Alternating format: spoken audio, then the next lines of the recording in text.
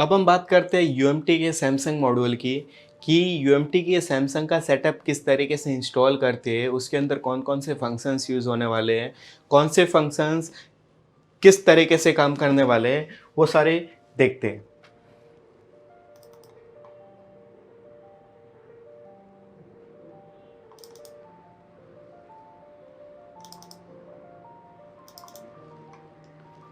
तो यहाँ से यूएमटी के सैमसंग मॉड्यूल को एक्सट्रैक्ट करते हैं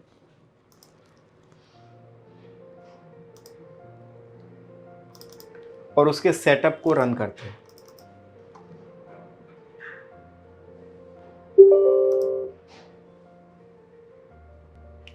परमिशन अलाउ करके नेक्स्ट के प्रोसेस पे क्लिक करते हैं, वेट करते हैं उसके इंस्टॉल होने तक का।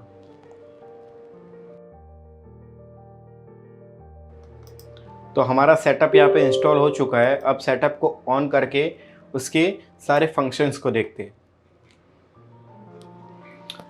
तो आपको यूएमटी का जो सैमसंग मॉड्यूल है उसका इंटरफेस कुछ इस तरीके से देखने को मिलने वाला है। देखिए, हमने जब ओडिन ओपन किया था तो हमको 4 ऑप्शन मिले थे।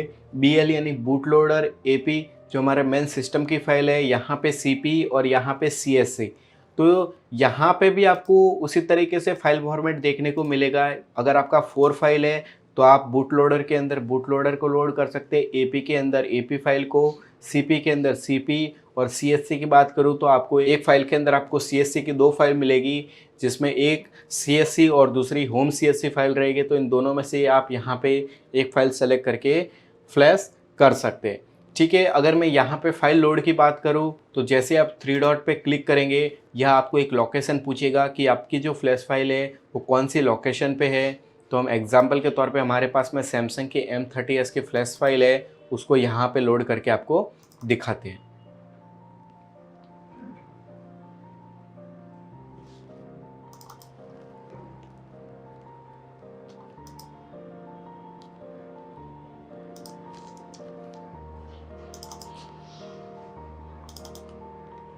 देखिए, यहाँ पे जैसे बूट लोडर पे क्लिक किया तो इसने सिर्फ बीएल यानी बूट लोडर की फाइल ही शो की है। तो हम यहाँ से बीएल की फाइल को सेलेक्ट करते हैं।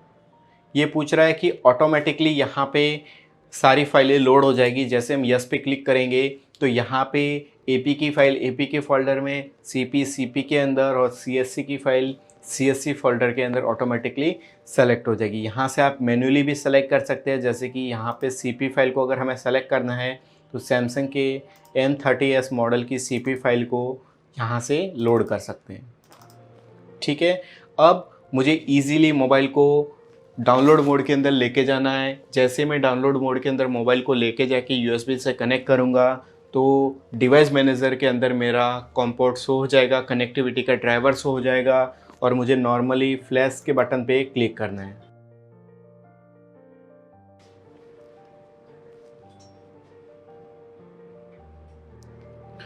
तो यहाँ पे मेरी चारों ही फाइलें लोड हो चुकी है। मैं जैसे नॉर्मली फ्लैश पे क्लिक करूँगा तो यहाँ पे मेरा जो फ्लैशिंग का प्रोसेस है वो स्टार्ट हो जाएगा।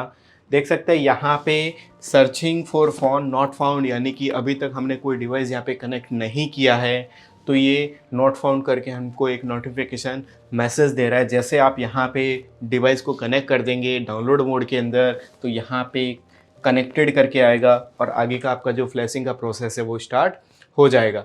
आप इसके ऑफिशियल टूल ओडिन से भी फ्लैश कर सकते हैं या फिर आप यूएमटी के जो सैमसंग मॉड्यूल है उससे भी आप एक सैमसंग की फ्लैश फाइल को इंस्टॉल कर सकते हैं। अगर एडवांस फ्लैशर के अंदर मैं बात करूं तो यहाँ पे भी आपको फंक्शंस देखने को मिलेंगे। अगर टूल्स की बात करूं तो टूल्स के अंदर आप उसका format, user data, ADB mode के अंदर या फिर सैमसंग के जो मीडिया टेक के एफआरपी डिवाइसेस है वो भी कर सकते हैं। यहाँ से पर्टिकुलर सैमसंग के मॉडल सेलेक्ट करके उसका रीसेट एफआरपी भी कर सकते हैं। उसका एमडीएम लॉक या फिर अगर आप एफआरपी बाईपास के रिलेटेड कुछ डायरेक्ट लिंक भेजना चाहते हैं, जैसे कि डायरेक्ट यूट्यूब ओपन करना चाहते हैं तो वो भी यहाँ से कर सकते हैं। तो यहाँ पे टूल्स के अंदर भी आप सारे फंक्शंस यूज़ कर सकते हैं। एफआरपी बाईपास के रिलेटेड भी फंक्शंस यूज़ कर सकते हैं।